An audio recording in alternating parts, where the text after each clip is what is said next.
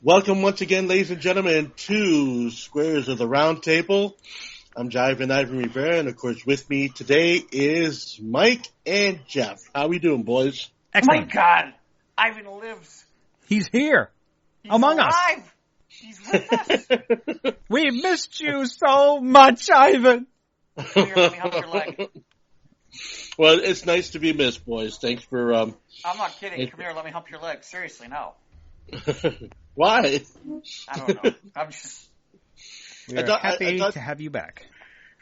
I'm glad to be back. I mean, it's been a long, strange, wonderful trip these last few weeks being away, but now back to all things current, which I'll leave it to you boys to go ahead and lead it in because anything I got is pretty much out of date. So, how was your week there, John? Who? How was your week there, Jeff? I was going to say, we don't got no John. Well, maybe a bathroom, but, you know. We take breaks for that. Week, John? I think you meant we Jeff. should. You meant Jeff. This is why he's been rusty. Let's see. I do. So I was working on new material last night and at Windy City Professional Speakers, and it was kind of interesting. I wanted to try something out, and I knew it was a safe spot to do it, but I've learned that no matter how you slice certain things in today's woke world, no matter how much you try to use a story that maybe isn't so smart, you can't do it. And let me give you your perspective. You'll get a kick out of this, Ivan. You remember back in the 90s when sports radio was first starting, there was a nationally syndicated radio sports host by the name of the Fabulous Sports Babe? Yes, I remember. Okay. So here's the thing. I didn't really necessarily like her format. And the other part is there was nothing so fabulous, and she definitely wasn't a babe. Okay.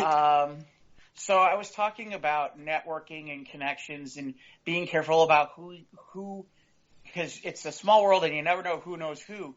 So right. I mentioned the fact that, I sat there and said, I was in my 20s, I was dumb and stupid, and, there's no excuse for what I'm about to tell you.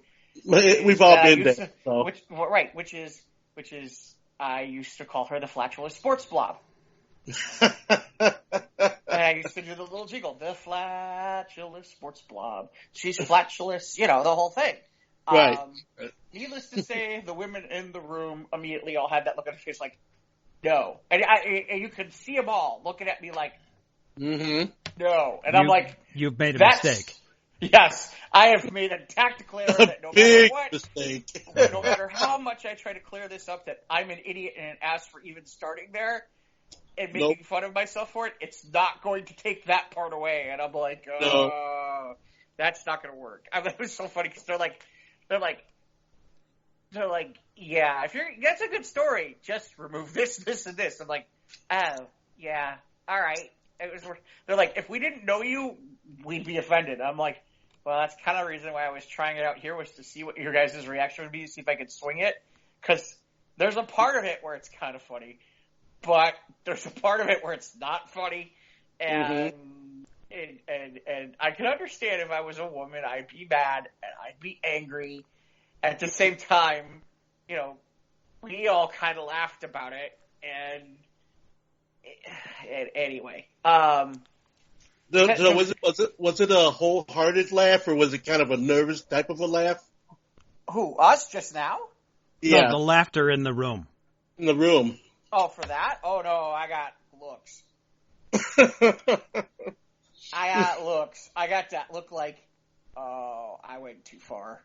Like that part where it's like I felt like Wile E. Coyote who went over the cliff and he's like, don't look down, don't look down, don't look down. If you keep walking forward, and you look down, you're gonna be off you go.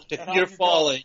And that's the old Acme Lou trick, which is back from the Tiny Toons days, which is there's a law that says as long as you don't look down, you'll be fine. But so I went with the rest of the story, and the rest of the story is that I ran into somebody when I went out to San Jose for the NHL All-Star game in '96, and we were talking about sports, sports hosts, and somehow her name came up, and I did the little thing, and the people I was with laughed, and they thought it was funny, and the person said to me, a guy by the name of Rich Herrera, who was actually doing hosting out in Frisco, and I think he was working with the A's at the time too, and he was on like a big station out in Frisco, and we were hanging out, and Rich is like, you really need to be careful about, he's like, that is funny, but he's like, you need to be very careful because you never know who you say that in front of who might know her. And I'm like, well, it's just the three of us. Who of us knows her? He's like, I do. I'm like, oh shit. and he's right. When it's one of those moments, he's like, now I'm not going to say anything, but you need to be more careful. And I'm like, okay, good point. Because it's like, you know me back then. Because I had just we know you college. back then. Yes, yeah. well, way back when. That was like the first. I think that was like the first year out of college. We had gotten those passes, and I went. So this is 24-year-old Jeff Stein, who has less filter than even now. Which is scary. You had a filter? Did you? Now I have. Now you do. Back then, filter. Right. That wasn't even a word in vocabulary, man. Yeah, no. The closest thing to filter was when we used to spike the coffee for the Polish show on Saturday afternoon. Have you ever heard about this spike? What'd you spike it with? Oh my God! So what did we spike it with? Is what the big one. There was this like I can't hot remember. sauce or? No. So alcohol. What was the name of this show? I forgot. It was some sort of Polish-speaking show. And no, it was over VVX because we had the Assyrians on WEEF. Right. No, it wasn't at WEEF. It was at VVX. No. Are you talking about the Polish show that ran all night and everything like that? Yeah, it was like a 6-hour show. Right, yeah. right. I remember that. It was a syndicated thing that they were doing. Yeah. Was it? Was that what it was? I didn't realize it was a syndicated thing. I just remember that they had the board operator, and they would bring people by, and they would treat the freaking place like a sty. And they would leave a mess everywhere. They would leave a mess everywhere, and I remember too that you were complaining because the office would complain on Monday because the place looked like a mess. And the reason it would look like a mess is those guys would just absolutely make a mess. And it's like, hey, you know what? It's not our job to clean after these people, even if we tell them 5 times. And then, if I remember correctly, they drank a crap load of coffee. Oh, my God. They used to go to the coffee, man. Right. There were times we never had coffee on Monday because all of the smucks would go ahead and they would drink it over on the whole weekend. Yeah, right. Or we'd be out of cups and stuff. We'd be out of cups and stuff, and it was ridiculous. So Ivan and I used to, at one point, we started spiking the coffee, and what we used to do was we would double the grinds, and then we would run cola through it. Nice. For the filter, and if we had Mountain Dew, we'd run Mountain Dew, and then we would go out and get watered. We would get watered Caffeine Joe, and put it through there. Caffeine Joe, I remember Caffeine Joe. And then on top of it, once we had brewed it, we would put more grinds in, and then re-brew it through another pot. Okay, this was blacker than. I mean, I don't know about if you would have poured this coffee, it would have just kept going straight out of the cup, coming out like ketchup, not coffee. Like something out of Ricochet Rabbit, you know? Yeah, oh my God, yeah, no, it was bad to the point of where it was so funny because we had other brokers who had gotten wind of this, and it was funny because I remember I had brokers who would be on NBC at the same time, and they literally would go to get coffee, and they look at me and go, "Which one's the spiked one?" And I'm like, that one. He's like, okay, so I'm taking that one. I'm like, yeah. There were a couple times, though, I had brokers who were like, they took the other one, and I'm like, what are you doing? And they're like, I really am not awake. I'm like, you gotta be now. And how? And like Ivan and I would watch this guy. You'll be the wake into the 21st century. Oh my god! And to infinity and beyond. Yeah. Mike, they would drink this coffee and they would be bouncing off the wall. Did they get the shakes? Yes. Wasn't the engineer couldn't concentrate because he kept, like, he was wired? Right. That was the guy who was like, he would like hit the board and it would be like a shuttered shake kind of thing. And commercials came in earlier than they should have came all in. Kinds of crazy open stuff. microphones would go on before the commercials were over with. I mean, it was a mess. The best part is, he would be like, you guys have the greatest coffee ever. What's it called? It's not Sanka, it's sabotage. Yeah. How did they find out about that? I can't even remember. Like, The Office found out we were doing it, and I can't even remember how. Wait a minute. Didn't Harry Lake get a hold of some of that coffee? No, that was too early. Oh, no. That was way too early. Oh, that's another episode. Okay, never mind. No, that's way too early. That's much later. And I wasn't around for Harry Lake, so I can't tell you that one. But Harry Lake was much, much later. I'm trying to remember how they found out about that we were spiking the coffee. I can't remember. Who's the cat that was our program director at the time? The one that ended up going downtown? Bertok, right? Yeah, Bertok. Right, but how did he find out? That's what I can't remember. I think he got a load of some of it, and it was just Did he? Oh, God. Is that, what's his name? The bubble fuck. What was his name? Are you talking Jerome? about, yeah. No. Oh, you know what? I bet that's how it happened. I bet it was Jerome. Jerome was just kind of like the pivotal point of everything in that station. Yeah.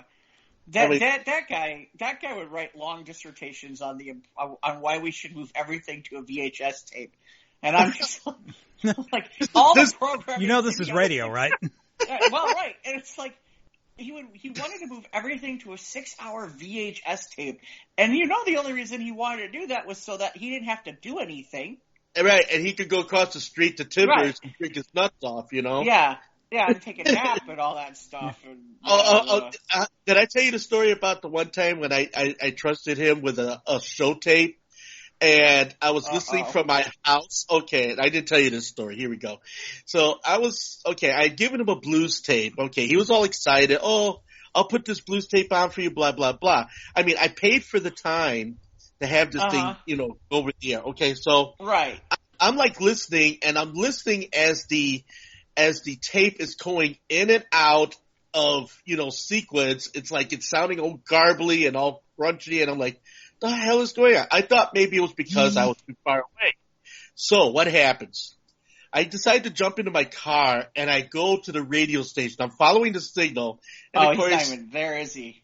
No, not at all. Sorry, I didn't mean to jump the No, we know he wasn't there. That's why the tape was warbling. So I go walking into the darkened studio. I mean, all the lights were off, okay? And I walk through the studio, and I'm checking out the tape. So I did a real fast stop, fix, and then start again, okay? Next thing you know, here comes Jerome flying through the door.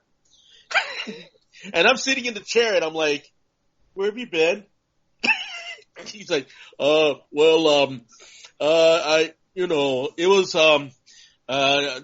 and he's reeking of alcohol. Oh. So I know you've been at Timbers all night long. So he just dropped the tape so he could escape. And I'm just like, you bastard, man. Like, dude, this is the last time I'm going to trust you with this sort of thing. Yeah, I mean, I'm paying my $25 for this hour, and you just decide to go ahead and shit all over it. Really? So, I just kind of says, you just go on, get out of here. And I sat there and I listened to the rest of the tape. And after, the broadcast was over, I apologized. I said, ladies and gentlemen, I'm sorry if we had some technical difficulties beyond our control at the early part of the show. I will promise you a better show next week, blah, blah, blah. And, Jerome just looked at me and I said, don't say a word. Don't say a word. I don't want to hear no excuse from you. Don't say a word. Yeah, well, we fixed his wagon that one time. We fixed his wagon good that time. I know Jerome's had his wagon fixed many times, but he never learned his lesson. Oh no, well, there was the one time Ivan had worked like a 12-hour shift. Stinky Ivan. Ivan had worked like a 12-hour shift, and Jerome just gets there, and he says to Ivan, both he and Ivan are sitting there, and they're talking about, hey, I'd like some Fuddruckers. Oh, I'd like some Fuddruckers too. And Jerome says to Ivan, oh, you go drive over to Fuddruckers, and I'll pay for it. And I'm looking at Ivan, and Ivan looks half dead to the world. Okay? He shouldn't be driving anywhere at the moment. Even if it's up the street. Right. Even though it's like right up the street, like by like 3 blocks, I'm like, and I'm looking at Jerome, and I'm like, dude, he's in no condition to be driving. Why don't you go get it? He's like, no, I'm going to pay. And it's like, okay, Ivan, I'll take you. And I was like, oh, okay, thanks. And so I'm like, look, we were in the car, and I'm saying to Ivan, I'm like, I can't believe this. I'm like, what a jackass. He wanted all this. He gives him like this big long order of stuff. Right. And then it's like, oh, I don't want to leave. You can leave, Ivan. And it's like, I'm like, the guy, he looks like he's half, you look like you were fried that day. I had done multiple stations that day, right. Which I did a lot because it was no point in me going all the way home because I was working from one station to the next station. So I go ahead and do a puta wash in the bathroom just to get freshened up and sleep in the transmitter room just so that way I could be up on time. Yeah. So that way, How comfortable is that floor in the transmitter room, Ivan? Forget that. Well, I'm waiting for the cancer. I'm waiting for the cancerous cells from Ivan should have turned into the Incredible Hulk at some point. Gamma rays. Gamma rays from the transmitter room. Yeah, from the transmitter or something. Because they didn't keep that thing right. And No, you're kidding. That thing had so many calibrations going on. By the time Ed got to that room, it was like he just came out. He just come out and he goes, Ivan, we're going to be testing for a long time. Which, of course, translates to, well, I'll be working half the time and smoking half the time. Well, I'm straighten this shit out. But to get back to the try to get back to okay, the point. I'm sorry. Because it's okay. We're going to go off on tangents on some of this stuff. Okay. So we're at Fuddruckers, and I'm like, what a dick. So Jerome wanted ketchup. I remember this story. Yeah, you jimmied his food. Where we spiked it with Tabasco and jalapeno juice and the hottest barbecue sauce we could find, and we mixed it in with the ketchup, and if we brought it back, and Jerome put one fry in, and he ate one fry. He ran in the bathroom. He turned so red. If I remember, there was a public water fountain in that building. Yeah. But sometimes it didn't work. Yeah, that's right. I don't even think he went to the water fountain. I think he went into the bathroom and tried to throw water down his throat or something. Well, I remember. I think he did try to run to that faucet, and I think that was the day it wasn't working. Yeah, half the time that faucet didn't produce any water. I think that's the reason we did it too, was because we knew that day that faucet wasn't going to work. Yeah. Oh my gosh. And he was like, I think he was in the bathroom for a good couple hours, right? On one fry? Well, we took chili peppers, we took hot red pepper, we put it in there, we mixed this thing was covered and smothered in so much hot stuff. I mean, it's a miracle we didn't blow his ass off with the one. Yeah. I mean, it ended up falling out, man. We were expecting an explosion in the toilet bowl. Yeah, he was in bad shape after that. My God. I mean, he never asked us never again to get him another order of anything. Yeah. And there was the one time though with Jerome. Here's another great Jerome story. I don't know if you guys remember the day we changed over to XX, YXX, XXY. I don't know. I was fired by then. Okay, well here, when Big Shitty Radio took over and, and I do mean that, and, from Douglas Broadcasting. And so what happened was, it was, the radio crew was made up of this motley crew of people that had no idea what the hell they were doing. They had gotten a program director that came from Canada who had... Wait. Well, let's give Mike some real perspective. Okay, go ahead. Before they fired me, they showed me what their logo was. Their set list. Their playlist. No, not even a playlist. They showed me what their logoing was. They told me what their tagline was for their slogan for what they were going to relaunch the station with. You're planning on firing me. Why are you telling me this? Yeah. Right. I'm like, what are you doing? Why, if you're going to fire me, why would you tell me all this stuff? They told me the call letters. They told me everything. It was funny. I called our ex-boss, Tony Jacobs. I'm like, so, do you want to know everything you want to, what do you want to know about their rollout? Because I can tell you where, when, and how. Should I call Feeder? Should I call Feeder and tell him right now? For those that don't know, Feeder has a column in Chicago newspaper. Yeah. Right. He's like the be-all, end-all, like, radio news of in Chicago. Chicago TV and radio broadcasting. Yeah. I've been by the way. Good stuff. Good stuff. Yeah, he's still around.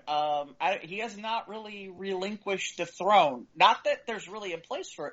I don't know what's going to happen at that point to Chicago news. Here's the thing with Feeder, though. With Feeder, because Feeder and I, we're Facebook buds and stuff like that. Are you really?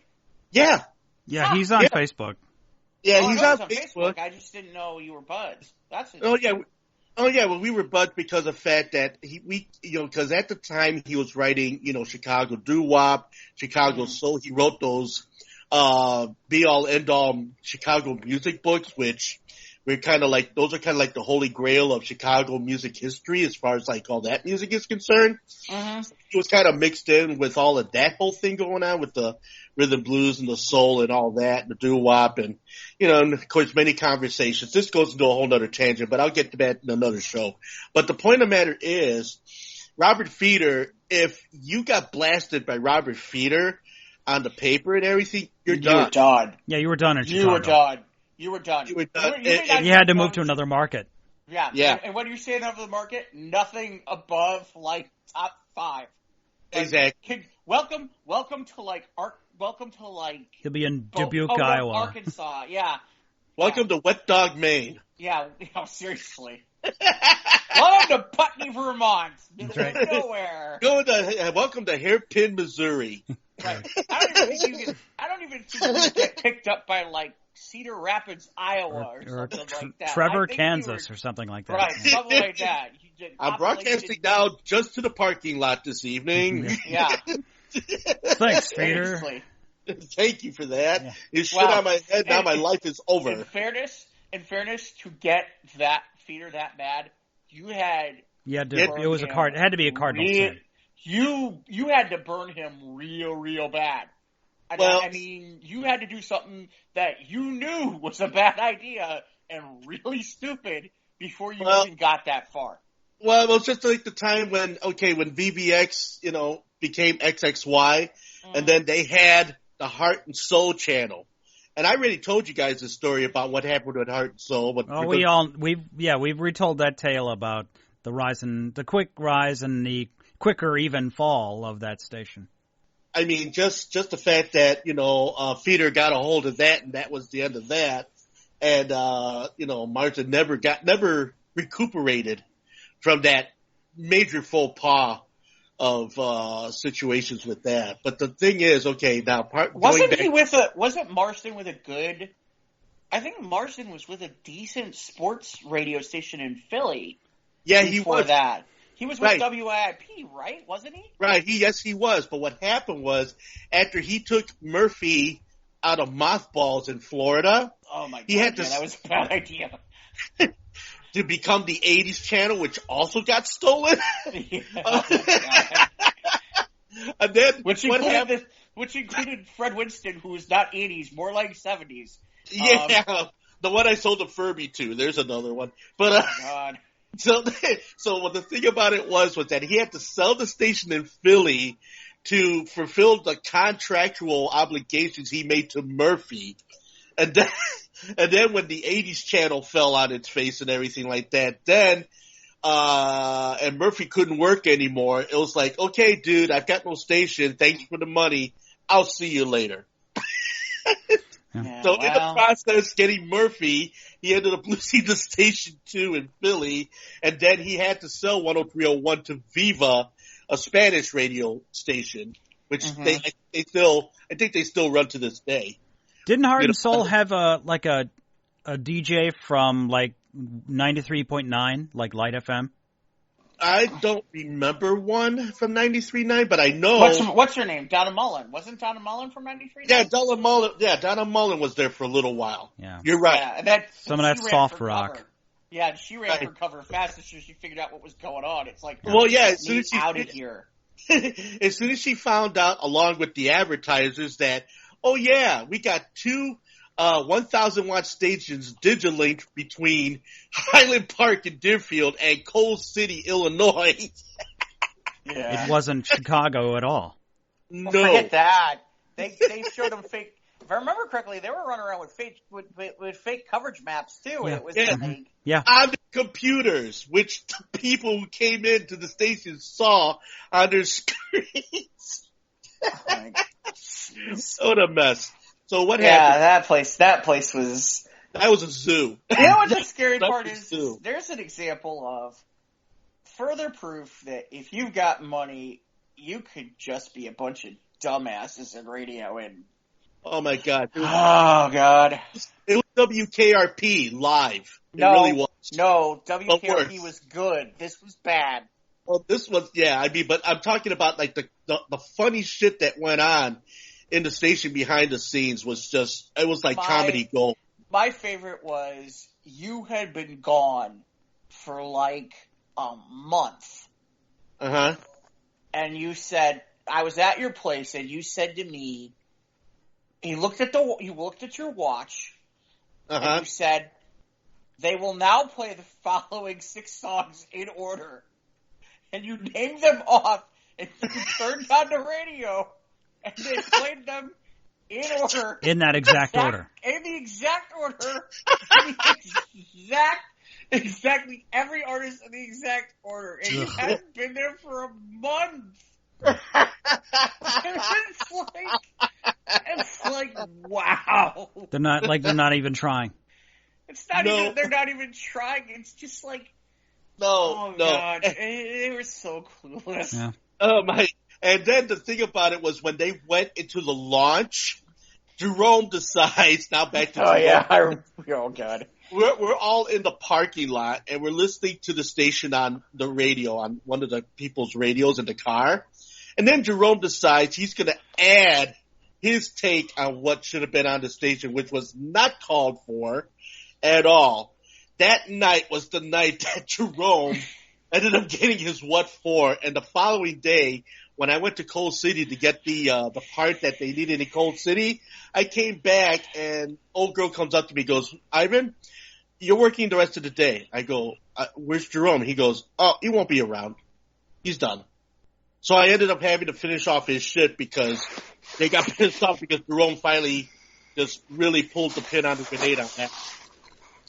Well, the problem is he had pulled. You see, the thing is, there's an example of a guy who is like he just continued. He continued to toady up to all the right people, mm-hmm. and you'd sit there and you'd look and be like, I can't believe you're falling for this, and they'd all fall for it. Mm-hmm. They'd all fall for it, and they would fire all the people who were any good, and they kept. In fairness, it was a blessing in disguise for all of us who actually were any good. In some ways, it was a blessing in disguise. I'm glad I was out of there when I was out of there. Oh my God. I was upset about it, but I'm really glad I was out of there when I got out of there. Well, And I was just the Sunday guy from the station down the hall, so I had none of this drama was firsthand for me. So, well, between me, you, Jeff, and remember Jonathan Reese, Mr. And of course, which he now lives in the Philippines with his Philippine wife, who is now he's been converted into some kind of religion now. He's like this priest and all this other shit. And I'm like, but yeah. Well, I wish him the best.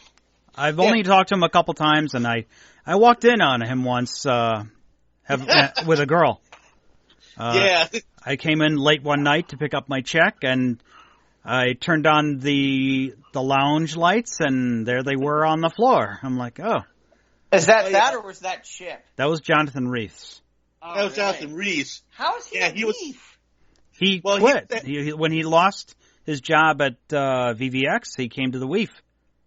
And then he tried to get on WEEF and everything, and at that time there was a girl named Tony, rest in peace, Tony. God rest her soul. God rest her soul. But yeah, she was trying to get a job over at WEEF as well, and I was trying to help her get a demo tape together because not only did she want to work at WEEF, but she ended up going to the mix for a while, but then there was a bunch of drama over there, and she ended up losing her job over there as well. I mean, she just never was able to stay within the realms of a good radio station because then it became personal. She got personally involved with things, and then it just became a big mess for her. And I feel bad about that. But at the same time, Jonathan was talking to me, and he's like, "Yeah, so what's the story about Tony?" And I says, "Oh, we're friends. I mean, we both went to school together, and we know one another and everything like that." And he goes, "Oh, okay." And Tony, being the kind of person that she was, it was like one of those moments, and that's just like, well, they went and they did their groovy thing, and then later on I hear about it a couple weeks later, and then I look at her and I go, okay, I mean, that's what you want to do.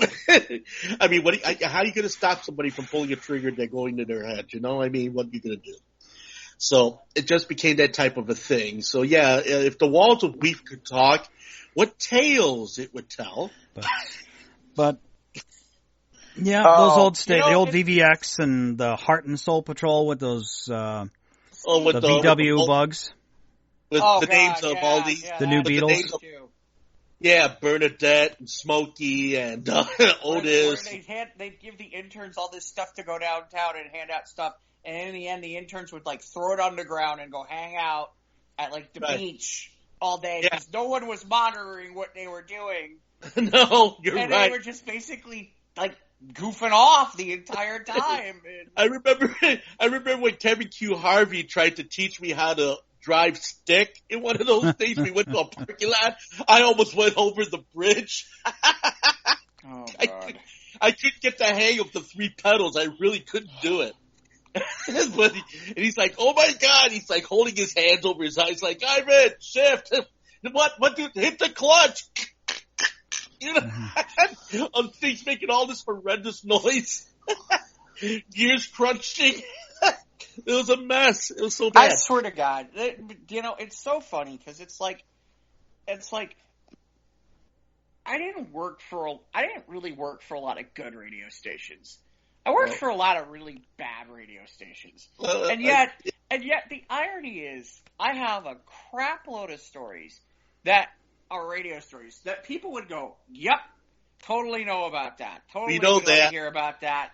Or totally like you talk about the sex thing where you ran into somebody, dude. Yeah. We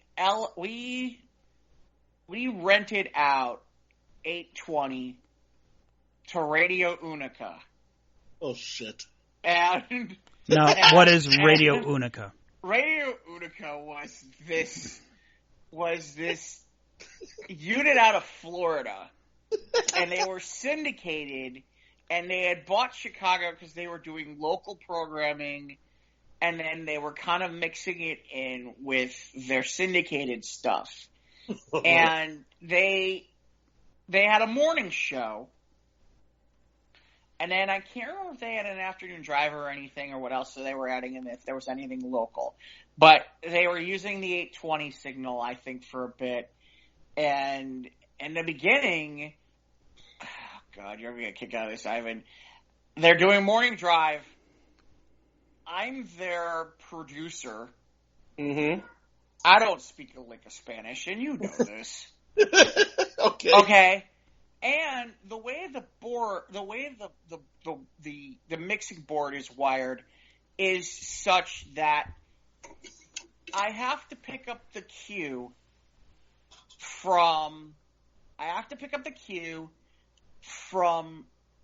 to go into whatever they need to pick up from national while they're doing what they're doing. The problem is the headphones are wired in such a way.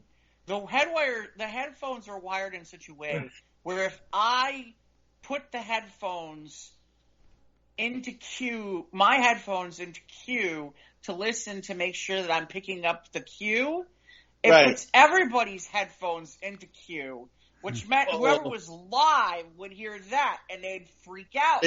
They wouldn't hear the station itself, yeah. Right, so I couldn't put the headphones into cue, and I had to figure out how to with no understanding of Spanish, mind you, okay? I had to figure out how to pick up on the fly to go from live to network programming, and then to go from network to live.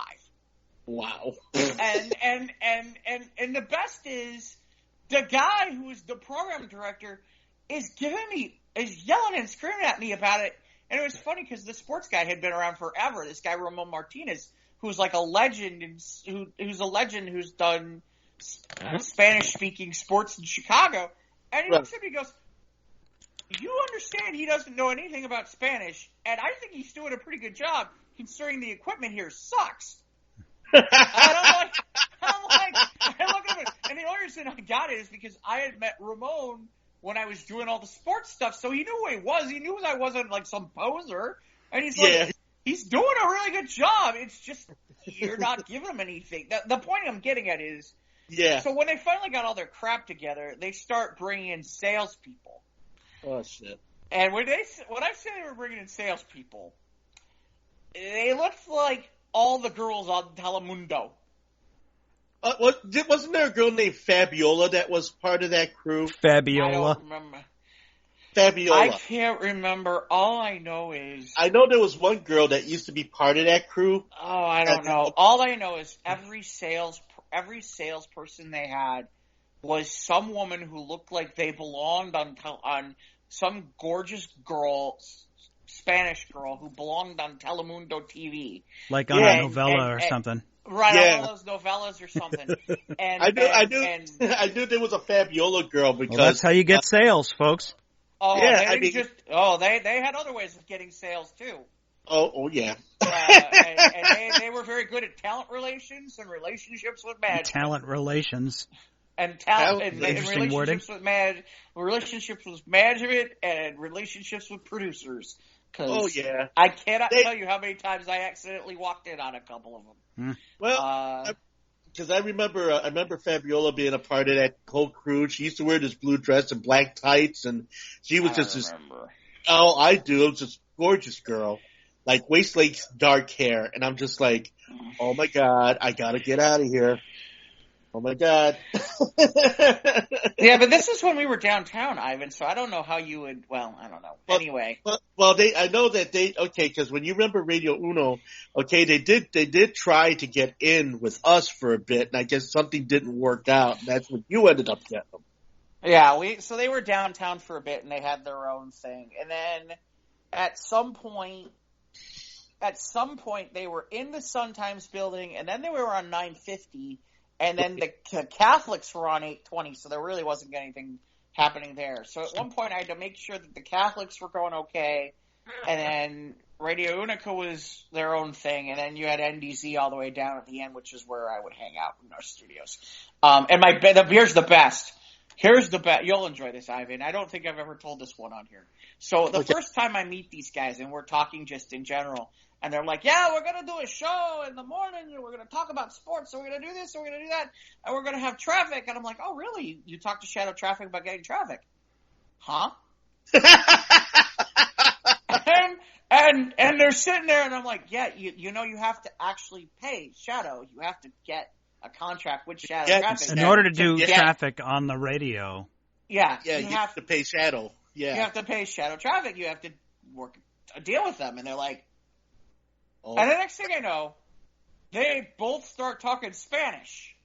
They both start talking Spanish, and they're talking about this, and I don't know Spanish, but I know broker, and I know when talent or management who speak in another language are plotting something, and I can tell by the. And you're like language, Hal, like you're like watching them read lips. Yeah, and it's not like I know what they're saying, but I got a pretty good gist of it. Yeah, especially because they're looking down the hall, and they have this look on their faces like they're talking about something, and it was really funny because when they were done, they said, "Oh yeah, no problem." I said, "And no, you're not going to go down the hall and go into the studio and copy off what they have and then read it on the radio."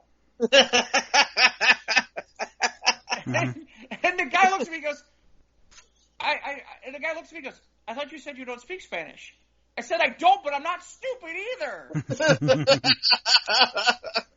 So did he ever try that? Of course. No. Well, yes and no. We locked that door, but that did not stop them from having some intern listening to like BBM and writing down the traffic, right, and then running back in with it. And there's nothing I can do about that, but I'm like, oh my God. It's like, this is supposed to be like a legit outfit, right? No. Nah. No. They all try to be legit outfits, but it never is a legit outfit. Oh God. It's like the only time I worked for something legit was near the end when I worked for Sporting News. They were legit. I shouldn't say that. Newsweb was pretty legit, but they have their own bullshit too. But I think bullshit in radio, just like bullshit in television, I think that's just occupational hazards of what happens in this industry. That's broadcasting in general, broadcasting in general, yeah. Egos and such. There's always something goofy going on behind the scenes, and I'm sure, the drama doesn't stop there. I mean, you get the radio people who go to the television station and get the snarky, dirty, you don't belong here, and stuff like that. And then, you get the television people who come to the radio stations, not because they want to, and then they all got attitudes and shit because they have to do this, reinforcement or whatever it is that they got to do to, promote or do whatever it is they want to do. I'll give you one. You'll get a kick out of this. So I'm at WSBC. I can't remember we put them on WSBC or what station at Newsweb we did it, but we took the DePaul game from the Score. Okay. And we're like, okay, we need to get this rolling. And we call over there and we're like, okay, you just got to call us on the – okay, where do we call on the ISDN? How do we set this up? I don't know. What do you mean you don't know? What do you mean you don't know? Well, we got to wait for Zampillo, which is Dan Zampillo, who's a producer over at The Score, okay? And who had been doing some on air, and I'm like, okay.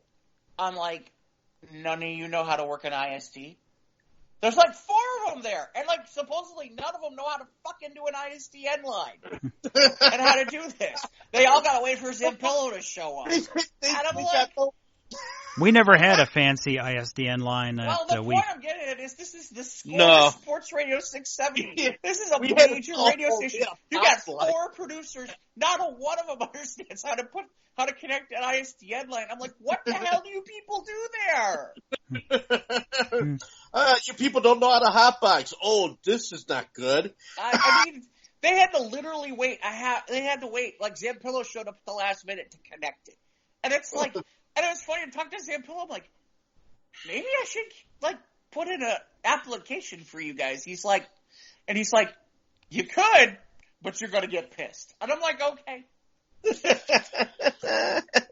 I mean, he's like, and the funny part is, I didn't know it was Zampillo, and Zampillo didn't know me, but we knew enough people in between who knew each other, and he knew me by reputation, and he's like, you're gonna put up what you're. He's like, honestly, Jeff, you're gonna get bullshit, and I'm like, okay.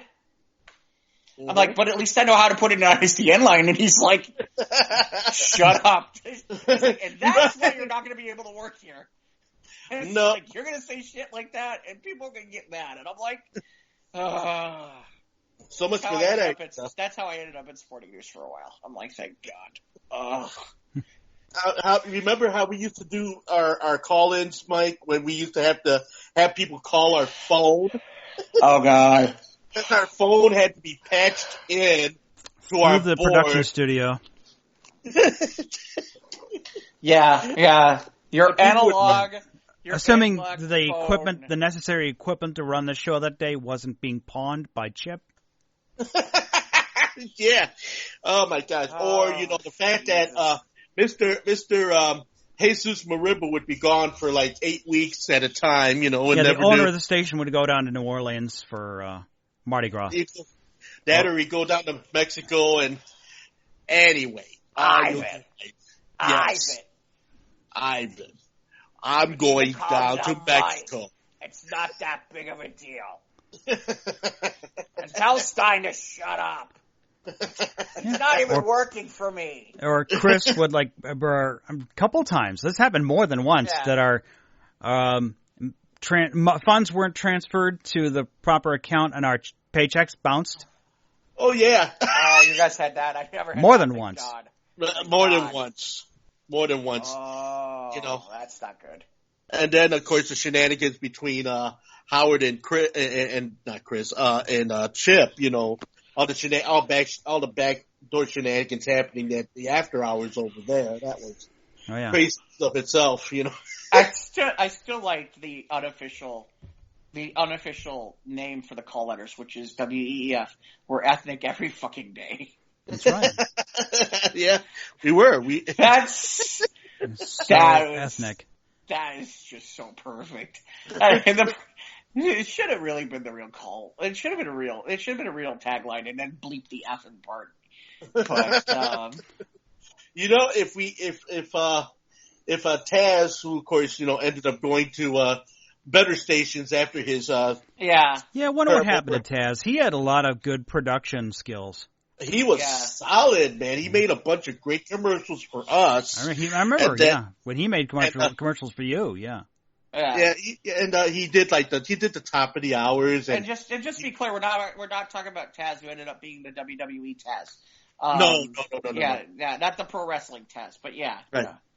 Yeah, Taz ended up going to I think he went to Magic for a while. I know that. Then I think he ended up going down south, and I think he's still in the system somewhere. I'm sure he is. He had enough. He had enough to get through, and he'd be fine for a while. Yeah, he had the chops. He was really good, and he didn't last long because he was talented and he had the drive. So right, so he got the fuck out after all was said and done, and he made something of himself. Really, yeah. Well, good on him. Well, I know he was with good on him. Yeah. I know he was with 103.5 Kiss for a while, and then he was just like, "This is crap. I'm out." I remember you telling me, and I'm like, "Oh, well, he's with Kiss. He'll get far." And you're like, "No, he's not. Kiss is just a bunch of BS." And I'm like, "It's like it kind of is. It's like if you don't, it's just another cookie cutter B96 wannabe." Well, it's the problem with the way I remember you telling me when you were talking to him about Kiss is it's ironically, if you don't kiss the right behind over there, you're pretty much out on that. You're pretty much out, and I don't think he had made the right friends over that way that he was going to get far enough. So I did a speech. To go back to it, I was working on a speech and that came up, so it was kind of amusing. So that's good thing we went fifth. We went what? Wow, God, we almost did an hour. 45 minutes. But digressing into the things that we could say then that we can't say now, Oh, we said him then. We said him. Oh, Jeff said them then. Yeah, and he's still saying them now. Right. Well, that's why I ended up outside and looking in from a radio career. So, I mean, I gotta be honest with you. A lot of this stuff didn't change when, a lot of this stuff didn't change. Like, there was the guy who had, when I was working at SBC on Saturday morning, there was a guy who did a radio, he did a one of those Spanish radio religious shows in the morning. Mm-hmm. And he would do reel to reel. And it was really funny because his reels were kind of old because they were starting to not be black or gray tape. They started to get kind of greeny. And the other thing was you'll get a kick out of this, because the first few times I couldn't figure out what was going on, is he's getting near the end of his program, and all of a sudden, the voice starts to speed up. And I'm like, wait, I'm checking the speeds, everything's fine, and I'm like, why is he getting so fast? And I can't figure it out. And then it dawns on me, what ends up happening, what he's doing is, he ran out of time. He's running out of tape. He's running out of time. Well, no, not tape. He's running out of time in his hour. Oh, so he just sped up the end of his hour. So he speeds up. He kind of slightly starts to speed up the speed of his voice so he can get the rest of his stuff in to fix for an hour. Right. Oh my God. It's sort of like the radio ads where you hear, remember FDIC, equal housing lender, and they're all speaking all fast with the legalese at the end. Well, and the problem is it's not sounding like that. It sounds like Alvin and the Chipmunks. A little bit, yeah. It's like, and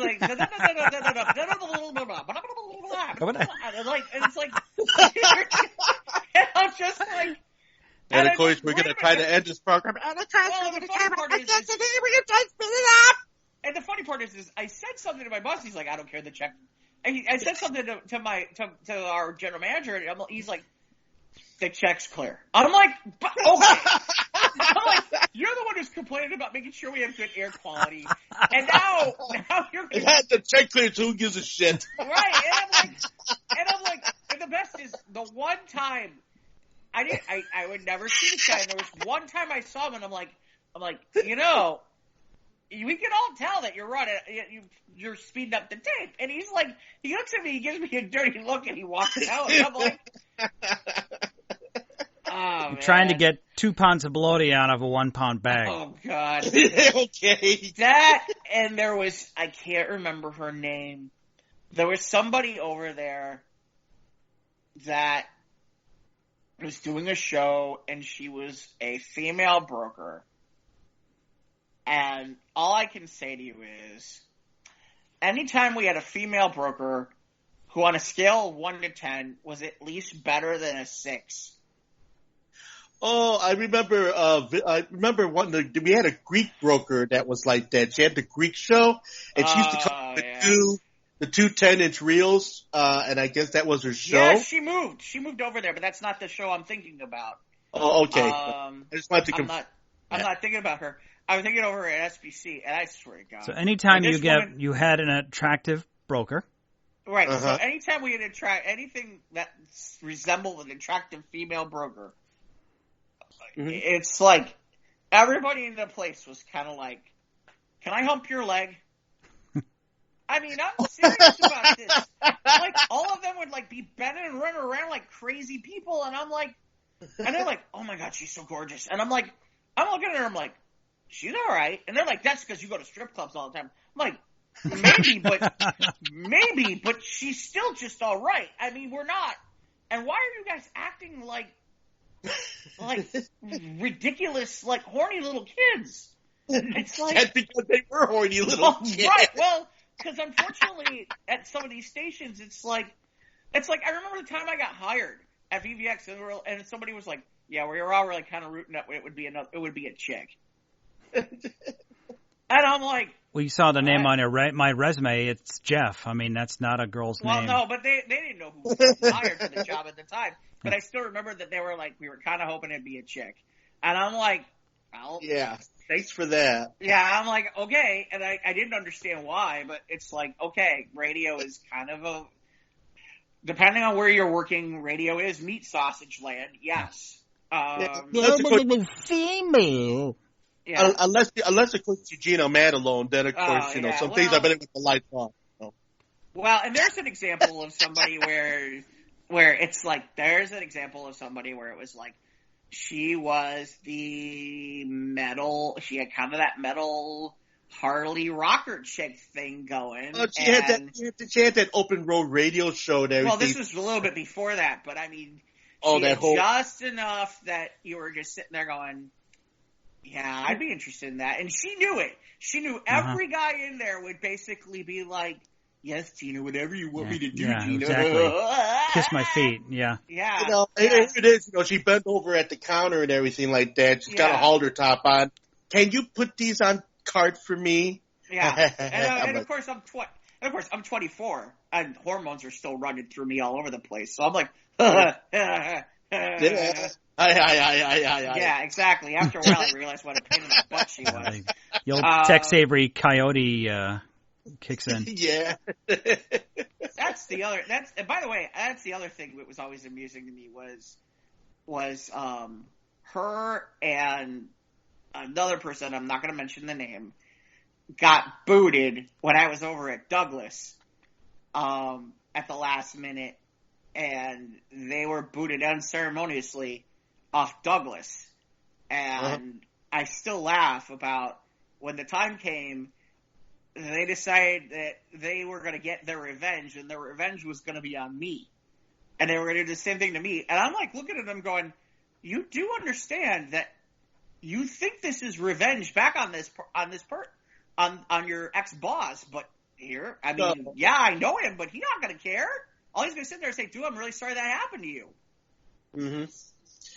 Well, not to mention after, Big Shitty Radio took over after Douglas sold it to Big Shitty Radio, and then it became a free-for-all for everybody who had $25 to pay for, because that was when me and Max Hammer, we were starting to do the right. I did a show. And Robert, I did a 2 hour. I remember. Yeah, I did a 2 hour. Yeah, the rock suite and everything, like 25 bones an hour. It was like, shit, why not? Absolutely. I can go, so it's just like, sure. They were just trying to keep the thing, afloat between, transitions, It was crazy. It was like crazy. It just became a free for all after that, And that's when we were having all kinds of people trying to come in. How about the one cat? I don't know if he was from India, who was like Elvis. He was doing a thing called the Elvis Show. Oh my God! You remember that? Ifty. Yeah. Ifty. Do I have a story about Ifty? Oh man, I really would have loved to meet that dude. Wait! Just get. I've heard. Ivan's told me about him. But I never You go, Jeff. Tell him.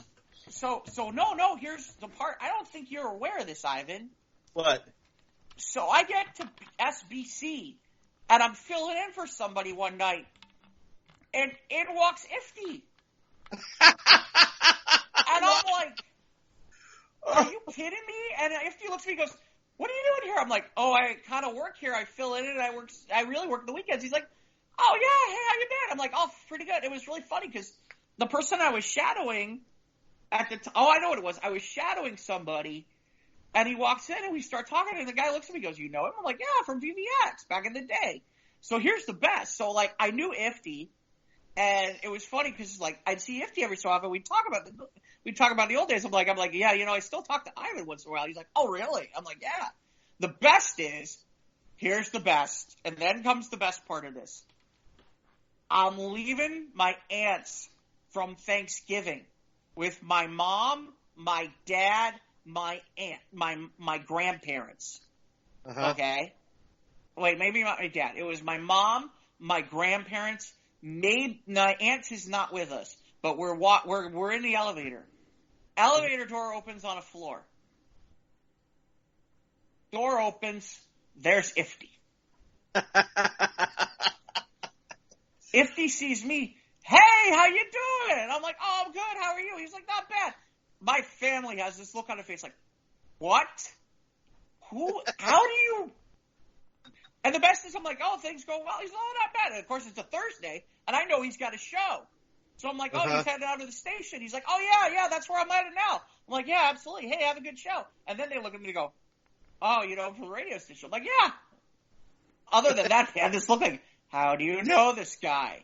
I don't think he's alive anymore. I don't know. All I know. Unless you're talking about somebody else. Maybe you're talking about somebody else. I always thought you were talking about Ifty. No, I am talking about Ifty. I mean, right, yeah. Yeah, he had the show at VBX, and he would come in, and he had all of these tracks that he had recorded. Yeah. These voiceover tracks that were like all these Elvis songs. Yeah. And they were what are they, like karaoke, or what tracks were these tracks? They were like these really bad karaoke tracks. Yeah. And he's singing his voice over these karaoke tracks, not too deftly. And we're sitting in the jock lounge just listening through the monitor speakers. We're all just like cringing because we're like, it's so bad. It's so bad it's actually funny. Yeah. It's just going on and on and on, No, Elvis is my favorite guy, and I'm going to sing you another song from my favorite guy. And he just lunged yet another really bad rendition of an Elvis song. And you're sitting there, and we're gailing in the jock lounge because it's so bad. I remember in '97 when it was the 20th anniversary of his death. I think you put together like an Elvis special, Ivan. Yeah, I did. I still have that tape. Yeah, I did an Elvis special. It leads off with the a cappella version of one of his songs from the movies, and then it goes into this whole history thing. Yeah. No, brokered radio was incestuous because you'd run into people in the weirdest places because they all end up on some station you were on at one point or another. I'll give you the best one. Yeah. Which is, we pissed off all the Baha'i Nation people for a while, right? Oh, yeah. We used to do the AM AM, and we used to make Baha'i jokes before they get on, and they get all mad. I never made a Baha'i joke. Never, ever, ever in my life. Ever, never. No, that's because me. That's because Ivan and I were making them all the time. Baha'i, have a nice No, you day. guys made all the jokes. I was the one who got caught. Yeah. Yeah, half the Baha'i. No, I said twice the Baha'i, but half the calories. Yeah. That's right.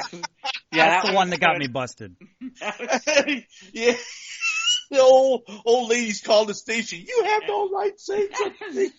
So fast forward. Blasphemer, idolater. Fast forward a little bit, and I'm downtown at NDZ, and I'm working, and he's like, yeah, here's the Baha'i tape for Saturday. And the guy looks at me and goes, you look really familiar. I'm like, you might. And basically, like for a year down there, I ran like the Baha'i show on Saturday morning. And it was really funny because it was the guy Ken, and it was funny because he and I had a good rapport. And I joked with him. I'm like, actually, you do know me. And I told him when. And I'm like, oh, yeah. He's like, I used to like your show. You guys were funny. I'm like, oh, good. He's like, except for the Baha'i jokes. I'm like, well, yeah, okay. Yeah, well, better. But then everything was fair game back in the days when we did our show. No, we were extremely unsupervised. Yeah, extremely. We had people coming in, people going out. I mean, that might be the name of this. That might be the name of this episode. Extremely unsupervised. Extremely unsupervised. Yes. That might be the name. Yeah, because we were so fucking bad. Oh my god. Oh jeez, I swear, it's like I feel like with all the stuff from back then, I could write a decent movie script. You probably could. I could write. At the very least, write a book. Right, or I like have this scene where it's like like you have like the guy who's talking, and like there's somebody in this station. And he's doing his thing, and you're sitting there going, and you're like, I really grew up, and this is where I wanted to be, and that's exactly what I wanted to be. I wanted to be on the radio. Uh-huh. And it'd be like, not that guy, though. And he starts with the And then it pan over to me, and I'm like, "Yeah, that's me over here." How did I get? Okay, here's one for you. If you were to have an actor portray you in such movie, who would that actor be? Oh God, probably. Well, Sam Kinnison's already passed on. I think I'd probably go. Right now, I might go Seth Rogen. Okay. Yeah. Okay. I might go Seth Rogen. I liked him as Wozniak in that Steve Jobs movie with Fassbender. I feel like there's somebody I could get who'd be better than that, but I can't think of who it would be at the moment. But that's a good one, though. That's a good one, though. How about you, Mike? Tom Hanks, because he can be in on, buddy. Oh, geez. Why don't you just go for high-level casting? Okay. No. Well, for me, I don't know. Maybe a younger Dennis Quaid. I don't know. Okay. So before sex with Meg Ryan. Right. Okay, got it. Meg Ryan. Let's see. I don't know. For me, I mean, that's kind of kind of a toughie. Because I don't know many people. I don't know many actors that actually look like me. So, well, I hate to tell you who I'd go with for you. Even though he's not Puerto Rican. No, it doesn't matter. Who would you think? Go ahead. Lumpy! Oh! You know what? Yes. Gabriel Iglesias. I think Gabriel Iglesias would be perfect. Maybe Michael Pena. Maybe. Michael Pena. Oh, that might not be bad either. Yeah. Michael Pena might not be bad. Yeah, when he plays it straight. Yeah, I think. Yeah. Okay, yeah, I think I could go with either two of those, either of those two. Yeah, all right, fair enough. I'll take it. Okay. Yeah. All right, so this would make a great movie. I mean, can you imagine the narrator just kind of, it almost like almost deadpan, comedy, looking into the camera and like, yep, here I am. So did you and Jeff know each other before I came into the picture? No, actually, Jeff came in later. Jeff came in later. Yeah. Jeff came in later. I met Ivan at VVX. Right. I met Ivan at VVX, and because Ivan didn't have the station at VVX second. Weef was first, and then he went to get VVX. Right. So. Exactly. It was. So it was late 95, early 96. That's when I met Ivan. Right. So that's the irony in me is I always kind of laugh about it. It's like, see, this doesn't happen anymore. Except I will admit it does kind of happen over at NewsWeb at their facility on Milwaukee because they got a bunch of stations and it's all in that one inclusive area. So it's like they all kind of are in there, if you know what I mean. Well, yeah, they're busy hobnobbing with one another. Right, so there's a little bit of that. Right. The fact of having multiple stations in the same building. Yeah, there's a little bit of that kind of board ops kind of hangout kind of thing where at certain points we're able to talk about stuff and shoot the shit and say stupid things and have weird conversations and all that stuff. But most radio stations don't work that way, so you don't get that. And that's because most radio stations now, if you got the simian programming or the whatever it is that they're using now, it's taking the place of a lot of what the board ops used to do. So there aren't a lot of board ops hanging around anymore. And then the technical side of it is only done by a handful of people who come in and do whatever it is they need to do and then get the hell out. They don't, they're like almost in the shadows of sorts. Yeah. So there's really, okay. And then you got the one guy who's the computer guy who sits there reading a magazine and just kind of pushes a button once every so rare. And then you got the guy who takes care of all the paperwork who comes in maybe once a week. So it's really been a reduced situation as far as terrestrial radio is concerned. And with the upstart of what we're doing as podcasts or internet radio stations coming from homes now or whatever it is that they're doing, you don't have that commiseration happening, with a whole bunch of people in one big place anymore. It's almost like a ghost town of sorts now, unlike what it was back 20 or so years ago when we all went in between stations or went in between situations with carts and reels and WEEF never had a computer in the studios. Never. Nope. Never. I think the most modern thing we had in that studio was our MD player, which. Well, later on, towards the end, when we moved, when I was long gone, but it was in 03 or 04 when you started getting the computer program when the Russians had bought the station. Oh yeah. When Polnet got the station, that's when they were starting to slowly install the Simian, and that's when they started, doing all the things that they were doing.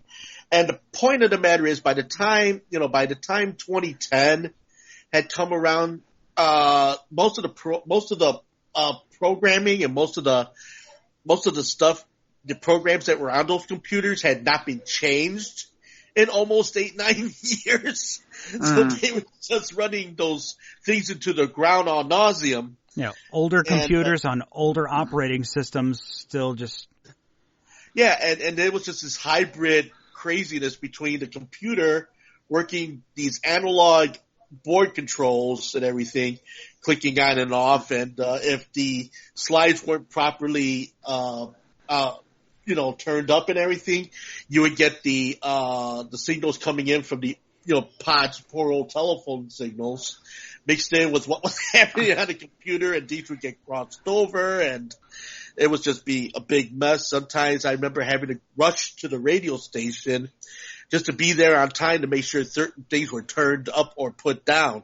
Because if nobody was there in time for that to happen, like with the Recumises, they did their stuff on the POTS line forever. They just phoned their program in, and it just came in through a channel in the board. But if nobody turned that channel up on the board, they didn't get on. And so until they finally got Simian set up where it would turn everything on and off automatically, but you still had to slide the slide to make sure that it was going to actually go on. It was nuts. I don't know how they do it now, but all I know is I think the last holdout of Weave, as the ghost town that it is now. I mean, I think the last holdout is Tony Napoli, who still does a pseudo live situation. He'll come during the weekend, drop in certain elements, and then he'll actually be there in person to put the news live and everything like that. But most of his musical elements are already gone. That's, there's no engineer for that anymore. And I think Radio Furious is actually still on, and I think they still do. Really? Yeah, and they still do they still are recording on those MDs over there, as far as I know. Oh, Fiore. How about that? Yeah, Radio Furious. Man, but like I said, that's the last holdup. The rest of it has been eaten up by the Polish and the Russian programming, which the money that they make from those radio stations, KTA and EEF and all that, is the very money that's financing Polnet Vision on television. If you go on to free television, it's channel 24.1, 0.2, 0.3, 0.4, 0.5, and 0.6. That's Polnet, a television Polnet, and that's all scattershot broadcasting. Sometimes they're on. Most times they're in preset mode where it's just you'll just see the bars on television. I'm just like, yeah, that's gonna work. They were trying to get to their big television, and they used the radio money to finance the television enterprise, which never came to a real fruition over time. So it's it's still a scattershot situation. And then they had La Campeona 1500. Which was probably in the most modern studio after Rebel Radio got unceremoniously kicked out of. Oh, yeah, we never got into the whole Rebel Radio thing. Yeah. I think we've touched on that in past shows, about how Rebel Radio burned every bridge on the way out. Oh, they certainly did. I mean, it was an ugly scene when that all took place, and I came in on the aftermath of that because I had been fired from WEEF. That when Rebel Radio ended up taking a turn for the worse, and then I came back in and I talked to Robert Jeffers, and then I gave him a sheet as to all the duties that I did, and then he rehired me.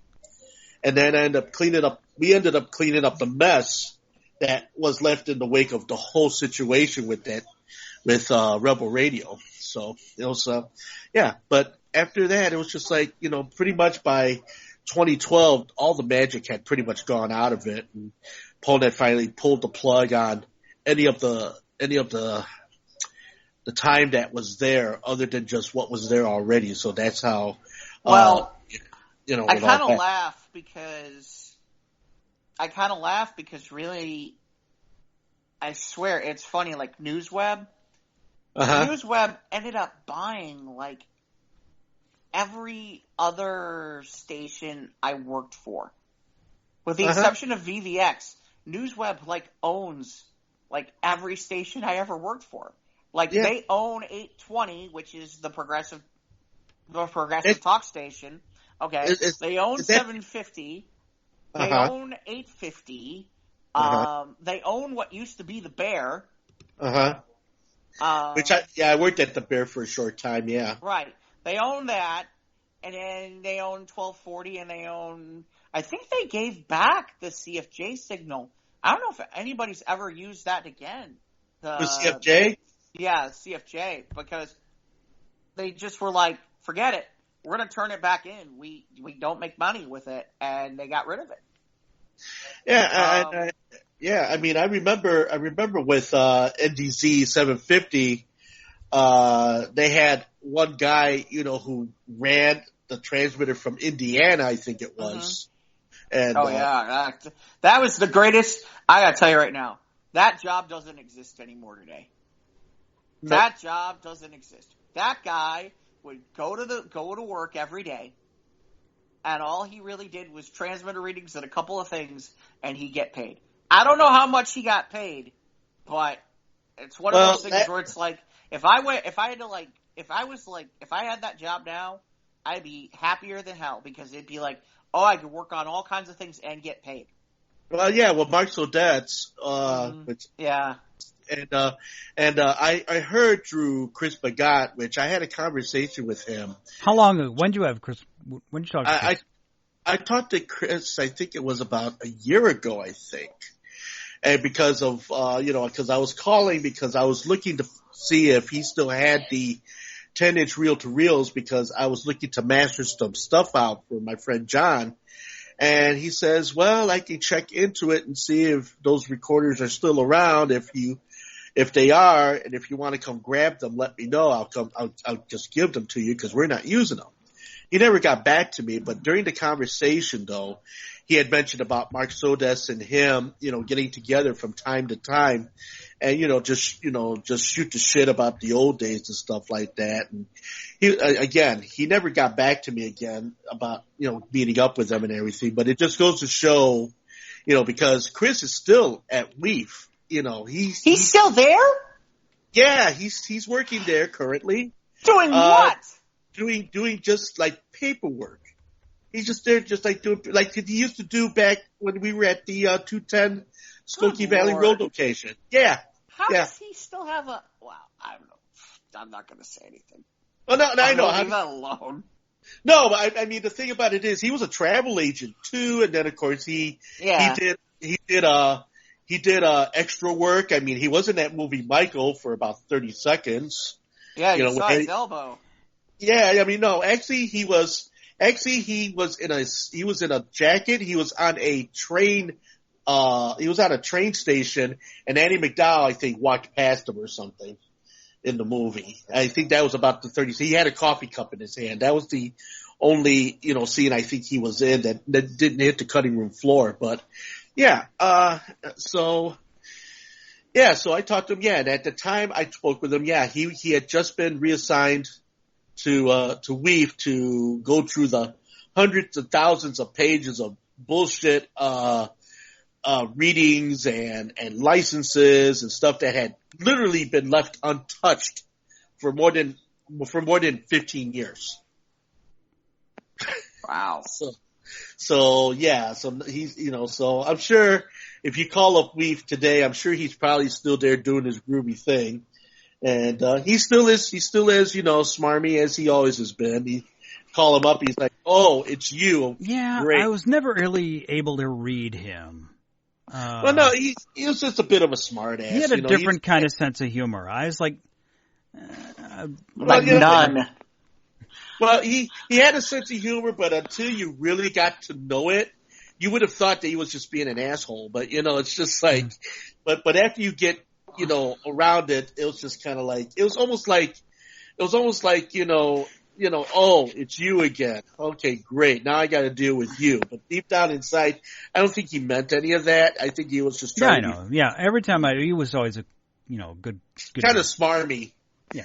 I hear you. Kind of smart. Yeah, so that's just that. That was just that whole situation. Oh, he's still at Weef. Wow, how about that? Yeah, he's still at Weef. He's still in the ghost town that has become Weef. Him and Eduardo, who of course is the tech guy. He's the guy who still does the little drop-ins on MD, for the shows that are still actually running over at Weef, which aren't that many. and I actually haven't listened to Weef at all in years. Yeah, I can't get the signal out here. Yeah, and the signal barely makes it here. And so it's kind of like, the only time I knew that Tony Napoli is on the air is because he simulcast his show, doing Facebook Live, and he gets his audience that way.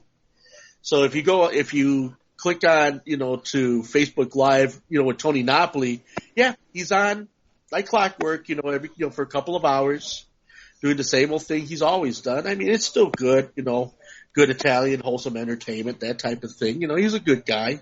Him and Rosadia, they were wonderful people when I was there in person. I mean, he treated me very well. And in the different varying states of consciousness that I ended up showing up at the station, rather I was, half dead or half asleep and everything, or he would joke around with me on the air and everything like that. We did a lot of really nice shows together. So I have nothing but pleasant memories with him and Paul Ciminillo, who of course was another Italian radio show broker who did a lot of stuff too.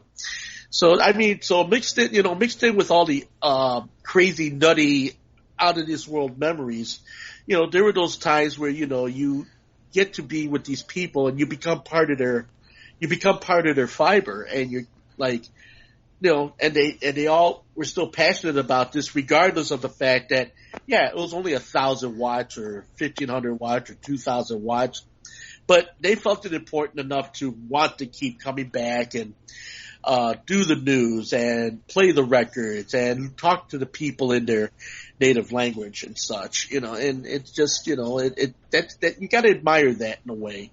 That they didn't give up on what it is that they were doing all these years. I mean, some people went through their whole lives doing the broker radio ship. I mean, Mr. Barson, record number 233. I mean, I hear it in my head. I still hear Eugene, yeah. Eugene Barson, and then his daughter took over the show after he had passed away. And the Romanian radio hour, half hour, we used to joke about it all the time. So with that, you just kind of have to think about how it all evolved and how we think that. Well, I think you and I said it, Mike, years and years ago that terrestrial radio in like a decade is going to be just an afterthought, and it came true. It came true because now radio has been relegated to business because that's what it is. It's a business now. Well, they always were, but they always was. But more now that it's been incorporated into the corporate structure, and the bottom line is about the money. It's not about the entertainment value. It's not about the records. It's not about the music. It's not about any of that. It's just about whatever content they can get for the most money they can make. And the ratings, and the ratings. So, so that's what's happened with Chicago radio. There's no local radio really anymore because all of the little stations got swapped up, turned into cell tower repeaters, and no, they all got bought up by So here's the thing. A lot of those stations, that's what I mean. So NewsWeb owned WPWR channel 50. Right. And when they sold that to Fox, they made a boatload of money. Wait, didn't it become a UPN affiliate? Well, they were a UPN affiliate at that point. Yeah. They were known as Power 50. They were already a UPN affiliate. But they were owned by NewsWeb because they owned them independently. And then there was a bidding war to buy 50 at the time, so Fox bought it. And and so, they made quite the bit of money on it. And then they went in and reinvested and bought, like, WAT and 820 and 750. They bought all the AM siders. Yes, a handful of companies own like 90% of Chicago's AM and FM radio. Well, and in fairness, they also went out and bought the 92.7s and the 99.9 because they tried that format, the shuffle format, and the problem was the signal wasn't good enough, and then 104.3 decided to do it and overshadowed them on it. Jack FM. Yeah, Jack. They did the Jack format, and then that didn't fly, so now I believe they're simulcasting the progressive radio station on the FM, and they have been for a long time. So, I mean, really the progressive radio network that they run, and it's funny because that's actually the program director for that, ironically, is my last boss in radio from Sporting News. He's their program manager, and he handles their stuff. So, talk about small world. Yep. But yeah, a lot of those stations got bought up by NewsWeb. They gobbled them up, and they had the excess cash, and a lot of those companies wanted out. So that's because local radio as we know it, basically all those small little stations at one time, catered to just their local area. That is why you got, the designations like, AEF, Highland Park, Northbrook. Well, that's what it catered to, Highland Park and Northbrook, and all the rest of these places. But then once that kind of lost its purpose, the people, the demographics, and everything that supported those small stations and those mom and pop advertisers and those small little businesses and those much of it ethnic programming, and everything. Once that all started to fade, the company saw that situation ripe for the picking and figured, okay, why should we have all of these little itty-bitty stations when we can make them one big conglomerate and just exploit the hell out of it, which is what you told me is what's happening now. Well, so it's been that way for a while. They've owned a lot of those stations for it's got to be 10 years. But the point being is like I said, it's to me it's kind of interesting because it's like, depending on what it is. Now, in fairness, you want to talk about awkward. So we did the Christmas party for NewsWeb, and at the time they had the Jack format, and they had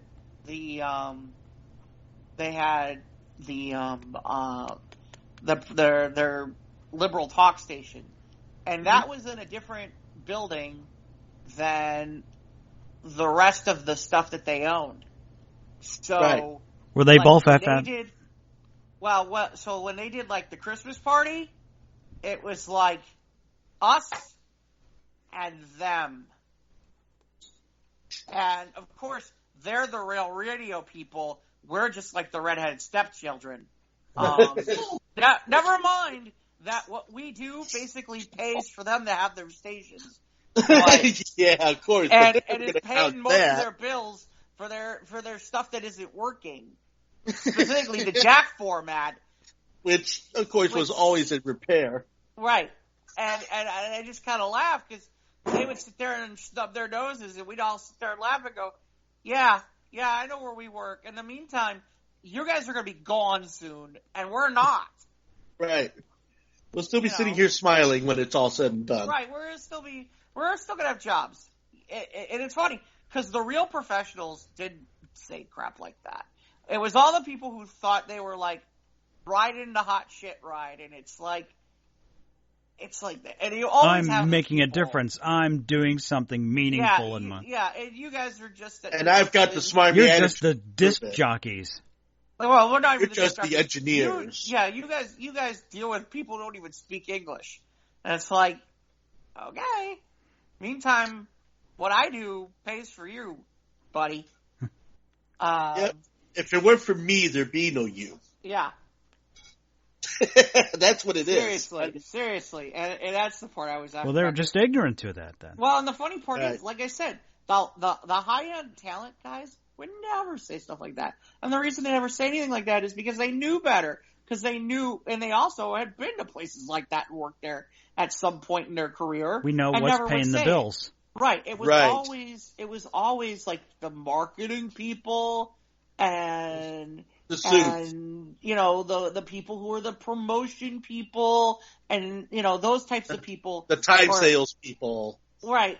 All those people who thought that they were working for the next big hot shit program, and it's like, dude, okay, I'm not going to fight with you. It's an interesting format, but it's not working for. It's your signal's not strong enough. And PS, so the PS 104.3 decided that they were going to steal it, and then basically made you non-existent. Oh yeah, it was just like what happened to Heart and Soul when the Beat took it over. Yeah. Yeah, Mr. Marsden, sure. You're gonna go ahead and you're gonna have a couple of us smucks go ahead and wire your Cap 6s and your Cap 10s in the building. At the end of the day, we're working all night to get this thing to happen on the 16th and 22nd floor of the Neiman Marcus building. Okay, to a radio station that pretty much, cut the balls off of you right from the whole situation, right from go, when they discovered that, we want to give you this format. We're going to pay you this money, and we just want your format. You guys want to be a bunch of smart asses? Sure. All right. We'll just take the format from you anyway. Yeah. Because you didn't trademark it in any way, shape, or form. No. So the Beat totally obliterated Heart and Soul in one fall sweep. I was in the car when that happened, and I literally had to go to hadn't they just gotten rid of you, and you knew somebody? Oh, you know what it was? What? Wasn't Taz working for them at that point? Yeah, Taz was. And then you knew the Beat format, and right. Taz was going to get. Didn't you get? Well, I don't think are we allowed to talk about this now? Hell yeah, we can talk about this. The statute of limitations is over. Yeah, the statute of limitations got to be way over. So what happened with the situation? You got called, right? You basically sold out, right? Yeah, I did. Did you ever hear about this, Mike? This is good stuff. What it was that Kevin Q. Harvey, okay, there's a name for you. Okay, he had Kevin Q. Harvey, 12-3. Yeah. So Dr. it was Paul like Harvey. And now the rest of the story. Sorry. It's okay. So what happened was I had gotten all of these selections for their format to happen. Okay, I mean, right from my own record collection, I came up with all these titles and all the artists and all the layout. That fucking bastard, what he did was he took all of my information, he booted it up on the computer. Oh, I'm going to type this on the computer, and that way we have all this information. And then you know what that motherfucker did? He went ahead and he put his name on it and said that he did all the fucking work. Okay? And I said, oh, all right. So that's what we're doing here. All right, so Taz, who had just gotten over there to the Beat. Right, then you got fired on top of it. And I got fired not long after that because what they did was they took advantage of the fact that I wasn't able to keep up with the morning drive. So they sent me over to the fucking Bear. And then because they knew that was when I was going through the sleep apnea thing, and I fell asleep in front of the board. And so following day, I got fired. So I said, okay, all right, you bastards want to do this shit? All right, no problem. So after I went ahead and tossed the ball, as far as like the format was concerned, and of course, the beat calls up, Marston and says, hey, we would really like to buy your format. That was dumb. We would really like to buy your format, but you take our format in trade of your format plus this X amount of money. Marston says a horsehead through the fax machine. But now by that time, the format had already gone to the beat. So that I'm in the car, and of course, and now we are the beat. And and the first song was just one of the songs that I had picked. I had to hit the corner, and I was laughing my bloody ass off till I almost peed myself. Because I was like, boom, no more heart and soul. Done. That was it. And I still have the paperwork. I still have the 1,000-song paperwork in my possession. Right, but the point is that then the beat came to you and basically paid you. Right. To basically be like, so what's their format? How are they doing it and all that stuff? And they basically gave you like a one-time payment, and you basically showed them everything. I gave them the format. I was like, here you go. Here you go. But you said the beat has already changed. Yeah, but see, the thing about the beat was that Taz and I, when we were working together, and he was going to go over there before it had changed hands and everything. We had already talked about this whole thing happening with Kevin Q. Harvey. But then when Harvey burned me, I said, have the beat call me. Okay? And then they made the offer to XXY first. Okay? But then when they turned it down, then I went ahead, I changed hands. They got to me. We made our exchange, and boom, that's when everything happened. Said and done. Bye-bye.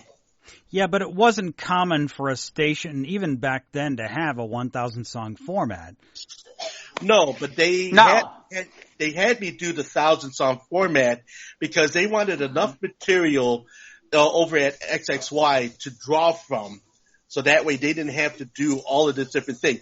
And the other thing that happened with Heart and Soul was the fact that because my format was essentially very soul and rhythm and blues heavy, because they wanted to introduce rock and roll into that thing, but my forte tends to lean more towards the rhythm and blues and the soul and everything.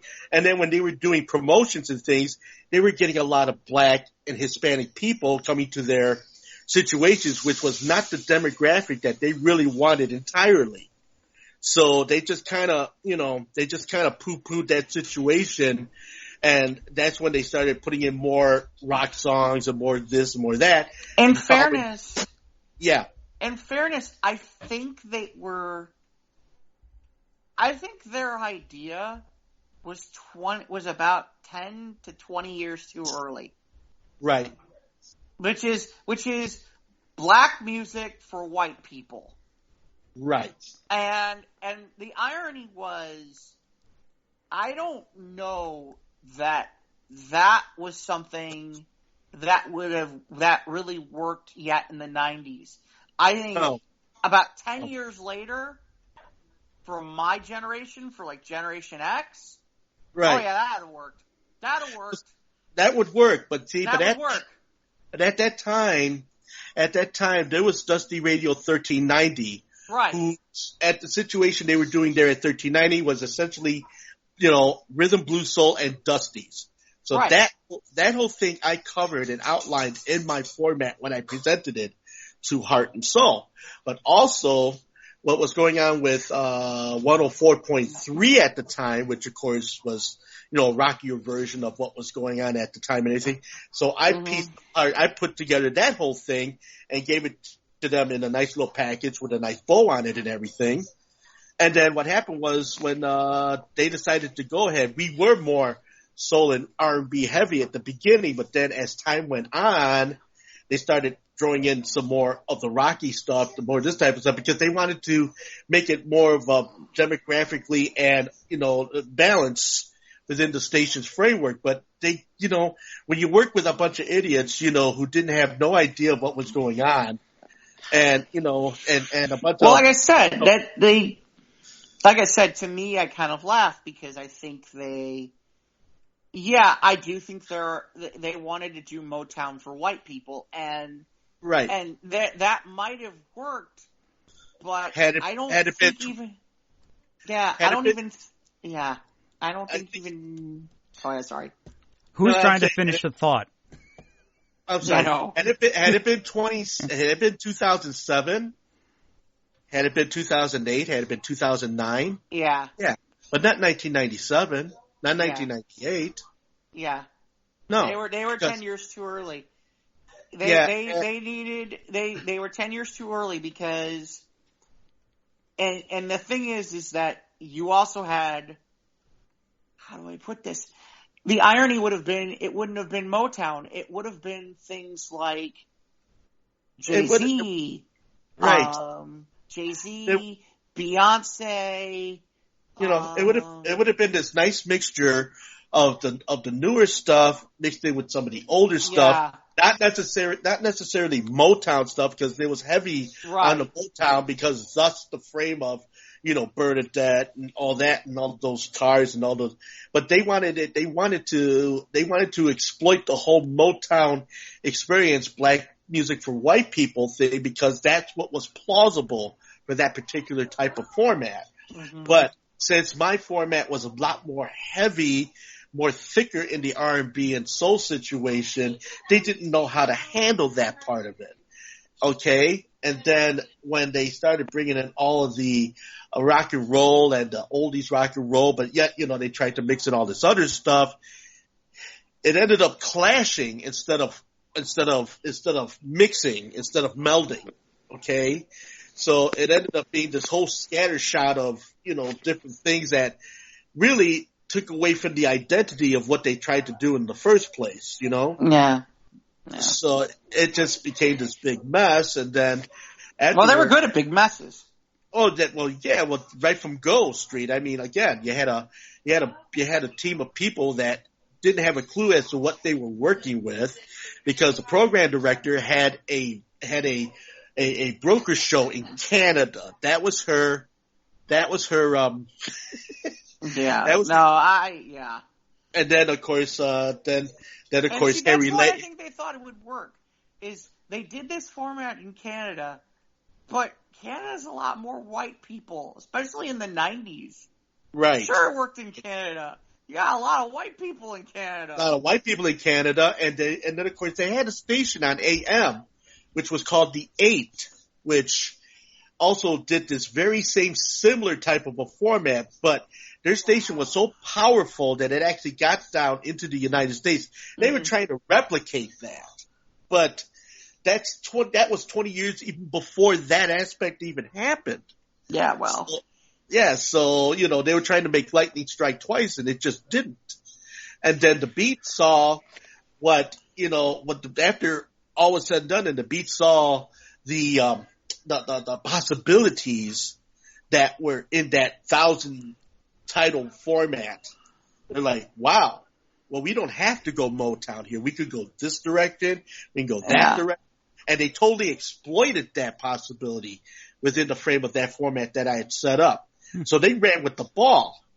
So then after they did what they did, and then even then, once, the 80s channel, which of course, the 80s channel then pretty much obliterated that whole part of the rock and roll format and everything like that. And then it all became that whole thing all over again, where you had the 80s channel doing this at one station.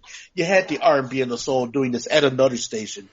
One of the very few times it ever was going to come together at a crossroad. I guess that's what the situation with Heart and Soul was supposed to be. And all this predated. I'm sorry, go ahead, Evan. All this thing predated what was eventually going to happen 10, 12 years in the future. Yeah. Well, the irony with the satellite radio. You've got satellite radio now, and it's 80s on 8. It's 90s on 9. 70s on 7, 70s on 7, and 50s on 5, Yeah. But because they saw that, well, certain people in the end, do they listen to multiple classes of music at any one time during a station? Do people listen long enough to listen to different classes of format of music at one station? No. Okay? I mean, unless you're doing a hit format of top 10, 20, 40. Right, top 40 or something like that. And all that shit, which, of course, our top 10, 20, 40, or 100 in Chicago is unique in its own design. Having listened to LS and having listened to CFL, having listened to Smack Dab in the Middle and Johnson Product Corp and JPC and all these other stations growing up. I would say now,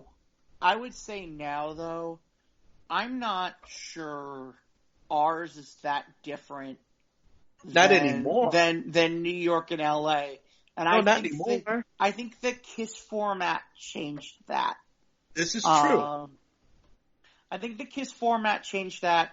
Because once upon a time, even as recently as maybe 10 years ago, the Chicago Top 40 format was really kind of like, okay, what's B96 doing?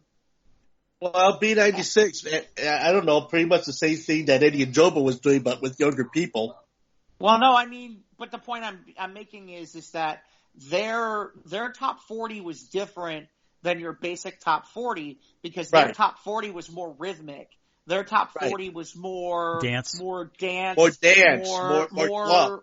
Yeah, more hip hop, that kind of thing. Right. And I think that, that's where KISS is kind of equaled it out, which is, B96 now, they still do the hits, but it's not the powerhouse it once was. Right, it's not what it once was. I mean, and in fairness, I wonder how much like the satellite radio and all that stuff has taken away from the power of what they used to do on weekends. Because that format that thing that they did on weekends, there was amazing. Nobody in market. Right. Yeah. Those markets, even in like New York and LA, they were like, they were the leader of that format. Everybody looked at B96 for what it is that they were trying to do.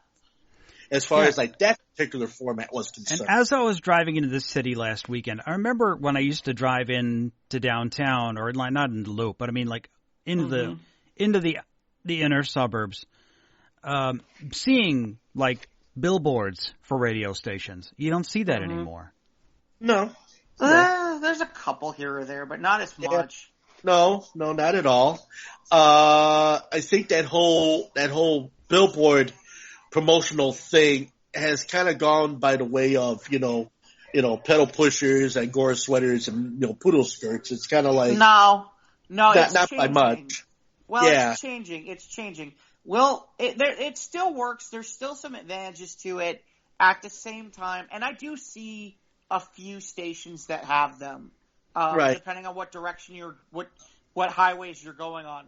The one thing that'll be interesting is slowly but surely we're starting to see the digital billboards go up, and I think that'll be interesting when we get more of them, because those basically have the ability to have multiple different things on them, and so it'll bring back some of the radio stations and stuff a little bit more too. But you're talking about radio stations that got that kind of money to invest in those over the top, digital, presentations. They have it. And they do. I mean, it. But I mean, look what what was it? Trying to think of that one. See, whatchamacallit's on there? That Eric in the morning from Eric. What you said, Eric and Kathy. Yes, you took it right out of my head. Yes. And I've seen an Eric billboard as of late. I've even seen one for Mancow. Which I've seen one for Mancow. I've seen one for Mancow, and I'm like, really? Seriously? Mancow was like 30. God, is it really 30 years? Maybe 20. 20. Well, I remember when I was in broadcasting school in 94 when he came on the scene. And that's 25 years ago. Yeah. And the thing, good. And to think, at one time when he was at Q101, he was the highest paid jock in the city at one point. Yep. He was making $3 million a year. In fairness, at that point, when he got it, it made sense. Once he got it, he was so he forgot some important stuff. Things like, okay, all the people you were paying for your writing crew, he stopped paying. Yep. He got greedy, is what happened. Well, and then he took a real hard right turn, and went conservative right, and that was kind of surprising. I think that's what's kept him alive a little bit. Well, so hence he's moved to LS. So. Right. Yeah.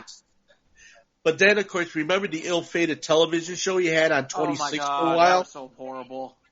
That was a literal shit show. That's what it was. Yeah. I mean, Turd literally lived up to his name then. I didn't think anything could have been worse than Johnny B on the Loose. And oh no, Mancow topped that one. Yeah, Mancow topped that. Okay, I mean, it took me watching the show twice to convince me that, boy, is he gonna go down to the toilet quick. I don't know what he was thinking with that. Really, he was trying to branch out into television, and television took a shit right on his head. Well, and it seemed like I don't know who he was working with, but the production values were brutal. It just wasn't, it was a chop shop. And then everybody is looking like a caricature of themselves. And it just was, ugh. Mm-hmm. Well, he's still going on. He's hanging by one hand. He's still going. No, he's the morning jock on one of the most powerful AM stations in Chicago. Yeah. Yes. Well, and I think that's why he made the right turn. He made the right turn because he saw he was conservative and he saw the dollar signs. Well, I know he did. He tried to get a show on the Fox News channel.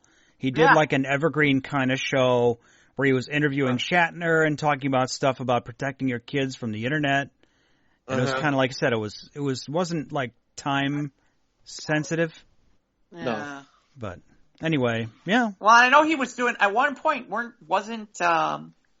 I think they were going to him and he would do stuff where they would come to him in the middle of his show from Fox and Friends.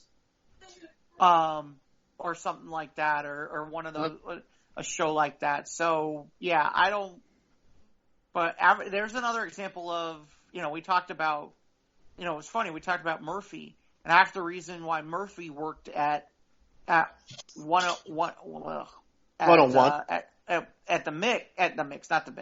at VVX was because people were still willing to pay because it was Robert Murphy.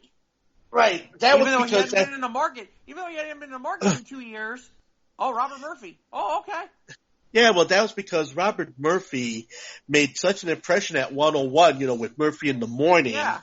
I mean, he was Q101's cash cow for a long time. Right. Well, yeah.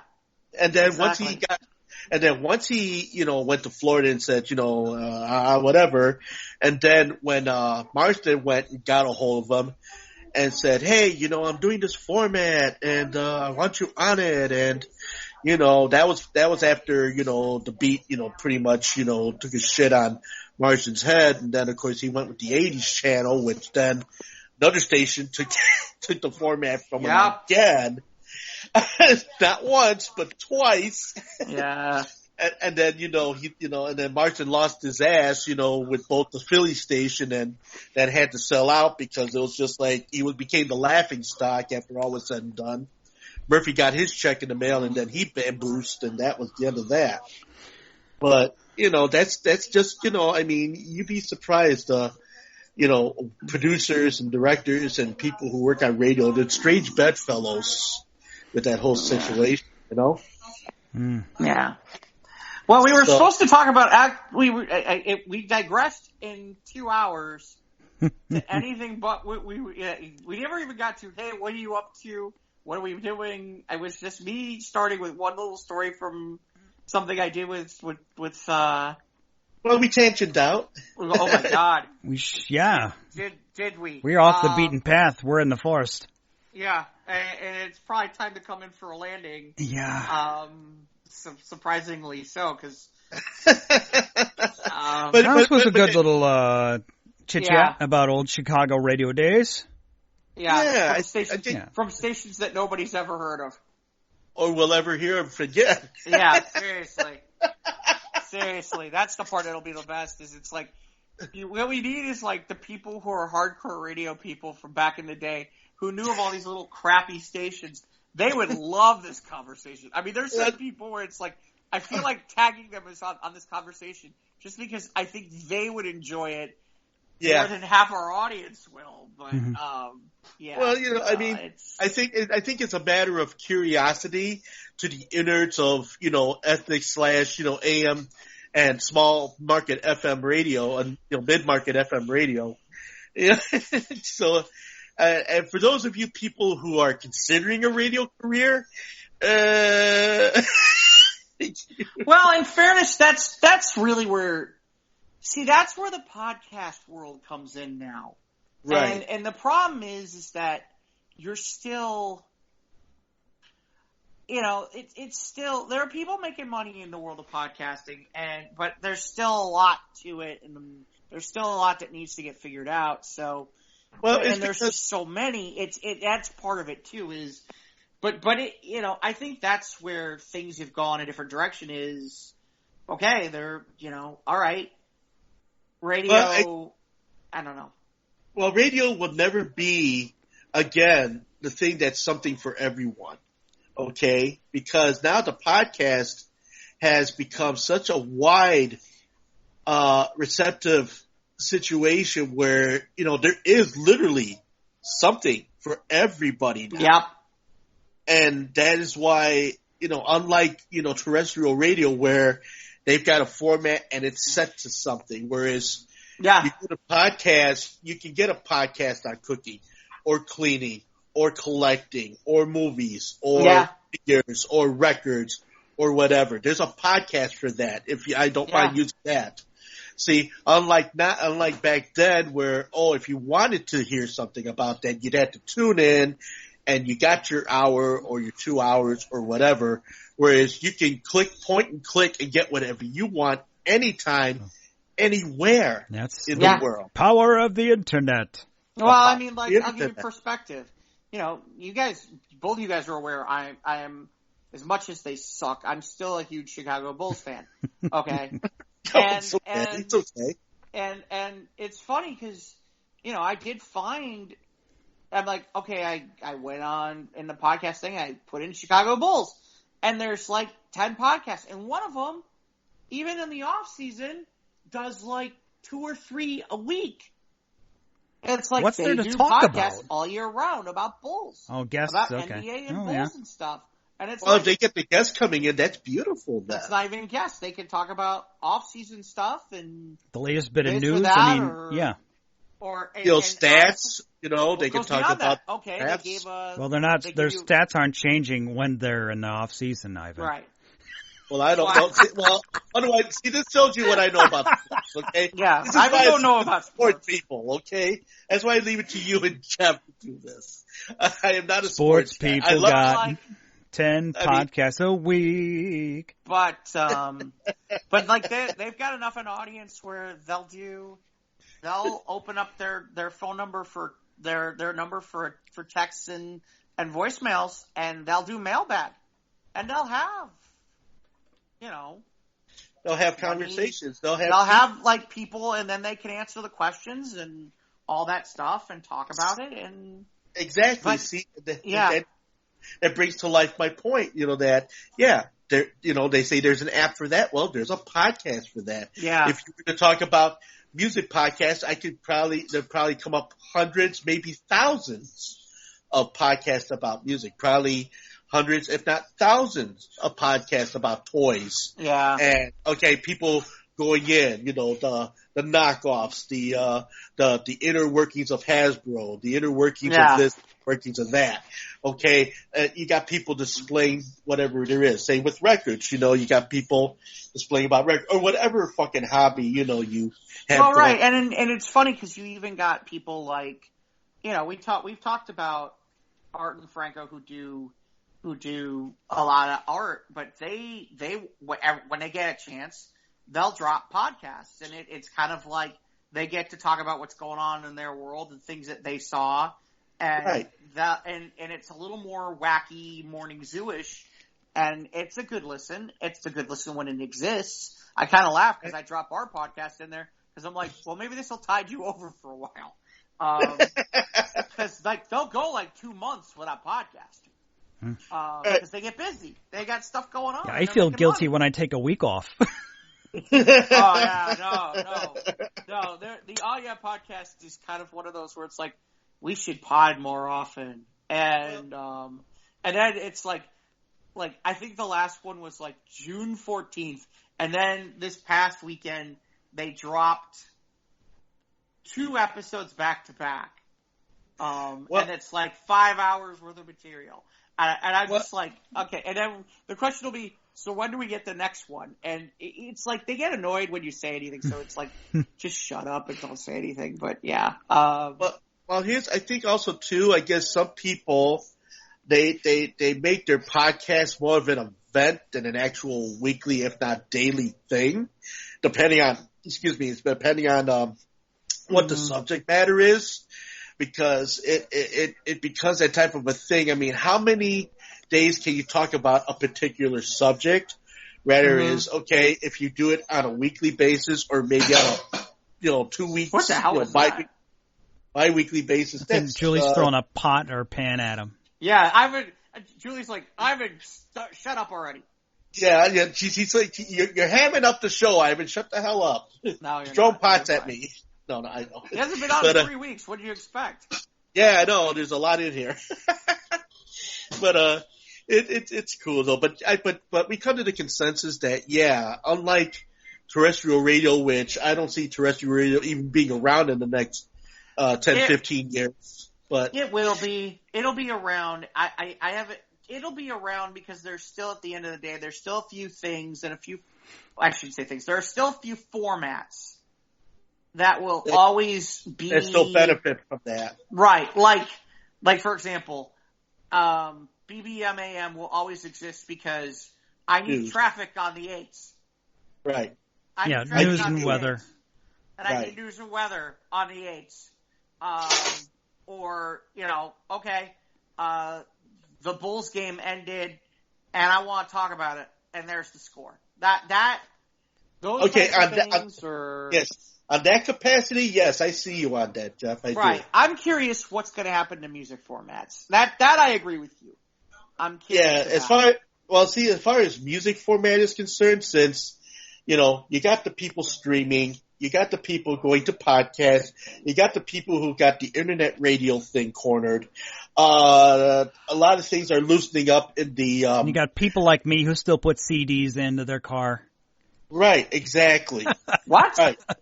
Yeah, people like they're called compact discs. They're like silver little round things. They contain like an album worth of music. Coasters. That deteriorate after about 15 years. But you know what? That's what I used all those old AOL discs for. Is coasters. That's what I use them for. It's great. It's great nostalgia. Oh yeah, like the floppy disks, the 3x5. They used to have those circle CD-ROMs that you put in and you'd load the program, and they'd hand them out like 1 million of them. And it's like, I would use them as, I use them as coasters. Well, I got record labels with all the vinyl gone, and I use the centerpiece with a little cork on the bottom, and I make those out of. Yeah. I use those out of coasters too. I play records, so I'm the most dinosaur of everybody here. But I mean, the record thing. Okay, will there be memorable albums, made now that'll last 10, 20 years from now? I don't know. Yes. And if you got situations where the millennials, I love how Ivan passed right past that after I said yes. No, I heard you, but you gotta. I heard you, but the thing about it is, though, will there be any of that importance on vinyl, like the importance on vinyl as it is now? I don't know. I mean, now I just think for what it is, and will it be just a novelty, or is it just something that everybody, like, what's old is new again? So I don't know. But I do think that you're gonna laugh, and I know we gotta land this thing, but right. I think you're gonna laugh. I think the irony is, Ivan, vinyl will be okay, and the reason vinyl will be okay, and you're not gonna like this, is you gotta think the likes of guys like your Jay-Z's and your Kanye Wests. No, I know. And all those guys who were who remember the turntables and two turntables and a microphone. Oh no! And remember when it was cool to have vinyl, and those guys have enough power now that it's like, you know what? Yeah, I'm putting my stuff out on vinyl first, and now you got kids who are going, oh, vinyl's cool. So you'll have a generation of kids who are going, well, you know, the OGs are doing it. So and it's not that I don't like. It's not that I dislike that at all. In fact, I'm happy for that. Mm-hmm. I mean, you know what? I have no, and once and for all, I have no vibe against the hip hoppers and the rappers and all that other stuff. Okay? When it gets really nasty and demeaning, yeah, I have a problem with that. But as far as, like, you know, people that's the good really, stuff. Well, yeah, but I'm just saying. I mean, the Eminem diss tracks were like, oh my god, those things are awesome. I'm sorry. Yeah. No, and I like Eminem. Well, don't read those lyrics at your next public speaking event, then. Yeah, no. You can't be calling inappropriate jokes.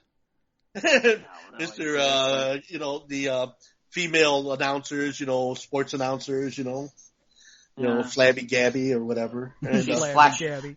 Flabby Gabby. No, that's even worse than what I. That's even worse than what I came up with.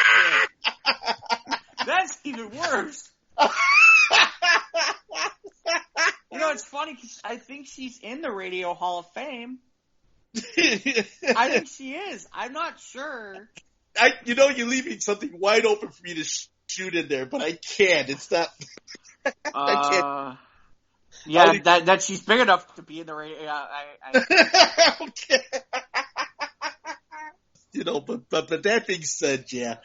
Oh my gosh. So what do you say are we gonna, do we have another course we go, or should we just tell the good people where they can find us? We could do that. Okay. We could do that. Yeah. That? We don't even need a reason. Yeah. We could just do the same thing, but with gophers. Yeah. Oh my god, wait, stop. She has are you kidding me? She has a podcast? Uh-oh. Oh, shit! And it's out, a new episode's out for every Wednesday, right? Oops.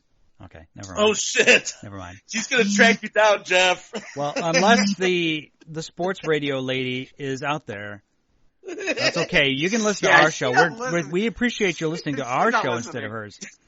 We're on Twitter and Instagram at SOTRT Podcast. We're on Podbean and Anchor. Download the free apps. You'll know when new episodes are dropping. You can take them on your mobile device anywhere. We're on YouTube. Click the bell, subscribe. You'll know when episodes drop. And, of course, we're on Facebook, and as well as our sister show, News of the Squared. Shout out to Scott. And you can email us at sotrtpodcast@gmail.com. So, thanks for joining us here at the Squares of the Round Table. I'm Jive and Ivan. Of course, with me is Mike and Jeff, and we hope to catch up with you next time out. Until then, watch what you say, because you never know. You never know what? I don't know, when you're flatulous? Or when you're Flabby Gabby. Yeah, with that, we gone. Bye.